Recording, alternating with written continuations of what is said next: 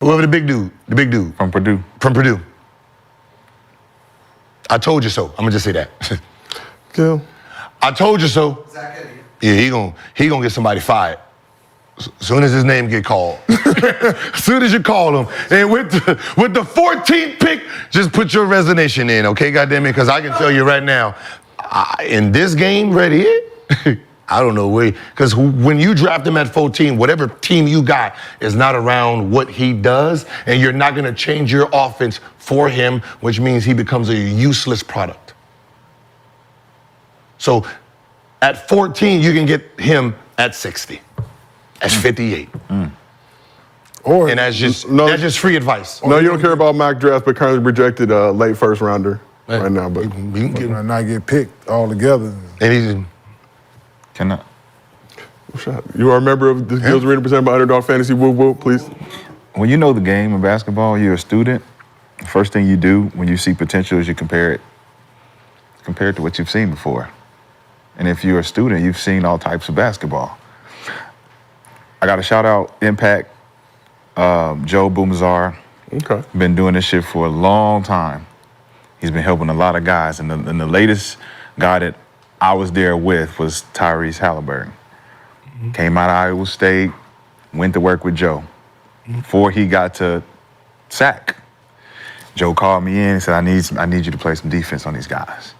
And it was Joe and his trainers that gave me my nickname, the Dream Killer, because I used to come in there and I used to ride, I used to play the defense, because you guys got to see NBA defense, and you're going to be in these workouts, and you're going to be going up against NBA talent. You got to know how to get this shit off. All this shit y'all doing in these training and these drills don't work unless you got real defense on you. And I'm the guy, I'm not taking this easy on you in none of these drills. I'm blocking your shot. I'm stealing that shit. That ain't good enough. You got to do better. You got to be faster. That shit. And Halliburton came in there, and I was locking that shit up.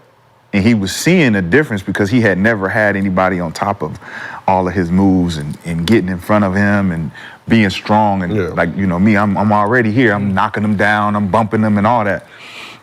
But the adjustment that he made was as soon as he got the sack, and he seen me when they came in for Summer League. And I think this was Buddy Hield was still on that team. And he was like, just big smile on his face. It's like, man, you helped me so much understand how to move and how to get adjusted to the bumping and the aggressiveness of the NBA.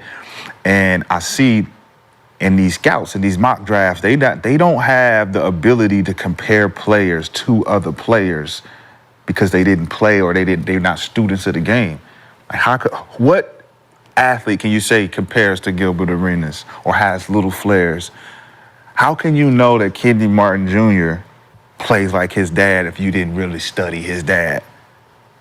Like, there's little things about the nuances of the NBA and the skill sets of certain players who played that give these new players a little flash of dash, like Tyrese Maxey and other players who come through the drafts and you're like, how did we miss him? Because you don't know the fucking game. The talent is there. You can see it, but maybe they're not, like you said, they're not getting played. He's not playing enough time. He's not getting enough minutes. And you're like, damn, man, how's he going under the radar? Imani Bates. How's Imani Bates still not getting the opportunity to show X, Y, Z? Because, you know, he's playing behind some The scouting report on him, which is why I say you guys need to watch basketball up close so you can see. They said his arm length was too short and he wasn't athletic to make up for the distance, right? And he's a streaky shooter. Now, from a basketball player who played, who trained, who watched players get better,